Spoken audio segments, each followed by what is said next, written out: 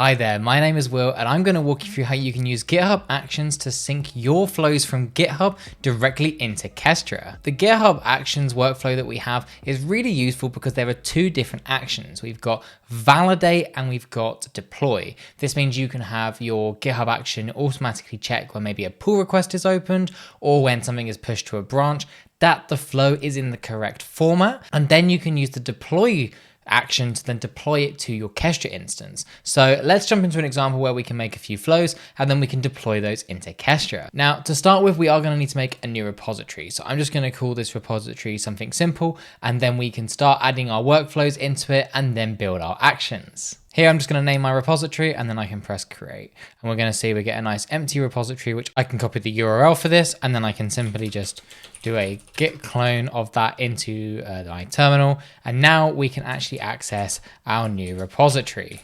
Okay, perfect. I'm now in my repository and it's currently empty. So let's start off by creating a simple workflow. Now I'm going to put this in a folder called Kestra/flows, and then I'm just going to call this very simply example.yaml.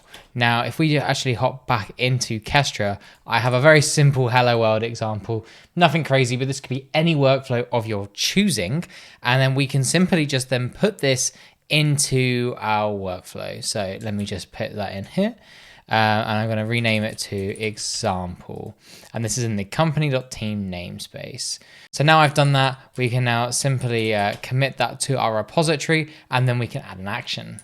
And just like that, I have now committed to our repository. I can give it a refresh and we can see that we have our flow here all ready to go. Now let's add an action to this repository. Now we can do that very easily by going to the Actions tab here at the top, and then we can configure our own simple workflow. Now GitHub Actions uses YAML similar to Kestra, so it should be somewhat familiar. Now we're going to just do a very simple workflow here that's going to, if it detects any pushes on a branch such as main or any pull requests into main, then it can then run the jobs that we have at hand. And this example here is going to very simply use this step here. And this step is going to clone the repository. So we've got access to our files. And then it's going to simply just run a one-line shell command. Now we can change this and do something different. Now the way this GitHub action works under the hood is we actually pull a Docker image of Kestra, and then using that image, we can actually then use the server command line interface. And there's a few things in here that allow us to double check that things are working. First of all, there is a validate command, and there is also a deploy command. And we're going to look into both of those shortly, but the GitHub action wraps that up for us. So all we have to do is just say which of the actions we want and it will work. So here I can easily just give this a name such as that. And I'm going to change it so that every single time that we push onto main and pull requests, it will trigger this workflow to double check things. So next up, I've got my jobs bit here, and this is going to run validate. Now validate is going to run on Ubuntu, and it's going to do the first step of checking out the repository, and then it's going to run the GitHub action Kestra.io validate action, and it's going to pull the latest version from the master branch. Now with this, there are a few different properties. Now, as we can see here, I'm going to use the directory Kestra flows, which is required. I'm going to need to select the resource that we want to validate. Now this works for flows and templates, but templates are deprecated. So we're going to just focus on flows today. And then I need a server URL. Now this example that I pre-made earlier has an ngrok link because I'm only running Kestra locally, which means that GitHub will not be able to see this. Now we can actually use ngrok to be able to tunnel that forward, and I can just show you how to do that now. So here, all I can do in my terminal is type ngrok http and then the port number. Now my Kestra instance is running on 8084, but yours will probably be running on the default of 8080. So put in whatever one that you're running, and you can see that at the end of the localhost bit that you put in your browser.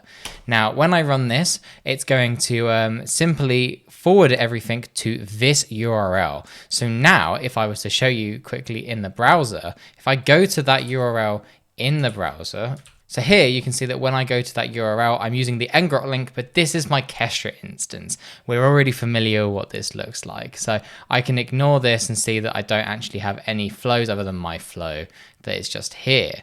And we can see that this flow has nothing going on in it. So now I can update this with our new ngrok link. And then when I commit this, we'll see that this is going to to then try and run our flows and basically validate that they're in the correct format and they are valid Kestra workflows. So let's commit this. So now I have my action here set up, ready to go. What we can do now is actually add another example to our repository. First of all, let's pull those latest changes, and we can see that now I've got my GitHub action there. But let's add another example flow. This one I'm just going to call demo.yaml. And in the same vein as the other one, I'm going to just keep it as a simple hello world so that it's very easy, but we know this is valid YAML. Now I can add this, and I can easily add demo workflow, and we'll see that this will appear inside of our Git repository. But when this appears, we'll see that it's now going to successfully run it on GitHub Actions. So here we can now see that it's setting up our workflow on GitHub Actions, and it's going to validate it. So this is really useful if you build a lot of your workflows locally in VS Code using the Kestra extension, but then you want to check that when you are pushing these to Git, they are in a valid format. There's nothing worse than finding out that you're trying to, send formats that aren't valid. So here it's just pulling that Docker image that we talked about earlier. And once it pulls that Docker image, it's then going to then run the command line interface to check that it works. So here we can see that it's going to run there, and we can see that it's getting all of the different plugins installed for Kestra. It's running the commands that we want it to do. And we can see here that it is valid. We can see under here that it's all good. Company.team.example and company.team.demo are both valid examples. So perfect. Now, this is great and all, but we want to set this up to be a little bit more professional. Something that is going to make sure that we do not send invalid workflows to production. So what can we do here to fix that? Now we can actually extend our workflow a little bit further. So let's go back to GitHub there. At the moment, it's only validating. So next up, we can now deploy our workflow as well. So what we can do now is underneath validate, create a new one called deploy, and then we can send that as well. Here I've got my deploy set of tasks ready to go here. And as you can see, again, I'm checking out the repository, and then I'm going to deploy my flows using the different action deploy action. So here, this is specifying a couple of different parameters. It's going to ask for which namespace. So that is the one thing that you need to bear in mind. You can only deploy one namespace worth of flows at a time. If you want to do multiple namespaces, all you need to do is run this same block multiple times. So here I could take this, and I could then maybe run it again with, instead of company.team, company.product. Product being the name of the team, for example. So lots of different options there. But for this example, we're going to keep it really simple and just deploy one set of flows in company.team. Again, we need to set that server URL to the public URL of our Kestra instance. Now, I didn't mention this earlier, but if you do have authentication enabled for your Kestra instance, whether that is basic authentication like you would in open source, then there are username and password parameters you can add in here for both of those actions. But if you're on the Enterprise Edition, you can add an API token so that you can easily authenticate your action with your Kestra instance. So now we've got this all working. Now I can easily click update here, and we're going to see that this is now going to run our action.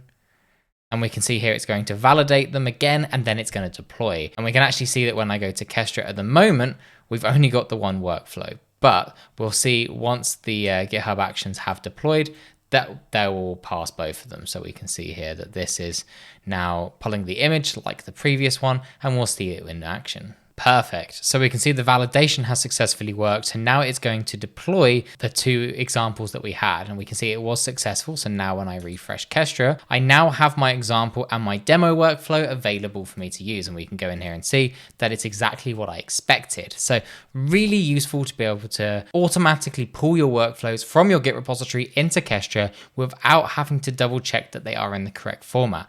But what do we do if they're in the incorrect format? Now, currently, the workflow will not deploy unless they're in the valid format, but maybe we want to set up some branch protection to make this even better. Now, to begin with, I would recommend that you set up some branch protection on your main branch, meaning that no one can push to main without making a pull request first. This means that you then can have the validation on the pull request, and it will not let you merge that pull request until it is in a valid format. This means that your main branch will never ever have any invalid format in it, and it will always deploy production ready workflows to your Kestra instance. So let's have a look at how we can do that. Jumping into this example here, if I go to settings, I can now go to rule sets, and here I can create a brand new branch rule set.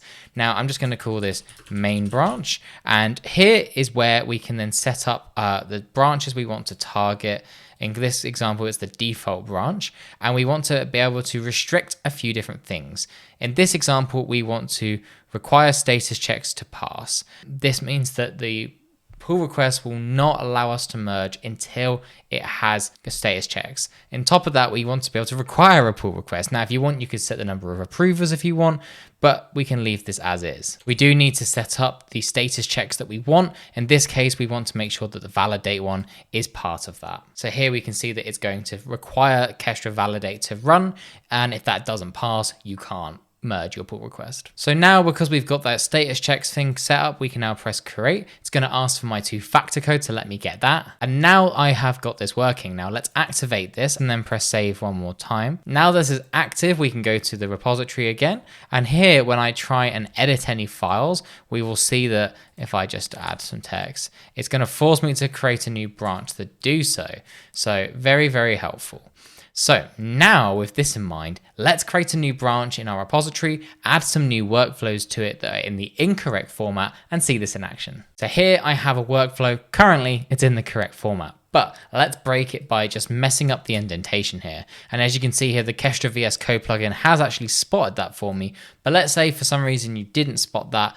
Errors do happen. Let's commit this and see what happens. Okay, so I've just created a brand new branch called broken change, and I've just committed this broken workflow. Now, when I go to GitHub, we can see that it has successfully pushed my change. Now we can create a quick pull request. Now, when I press create, we'll see that it's going to automatically start running that validate check.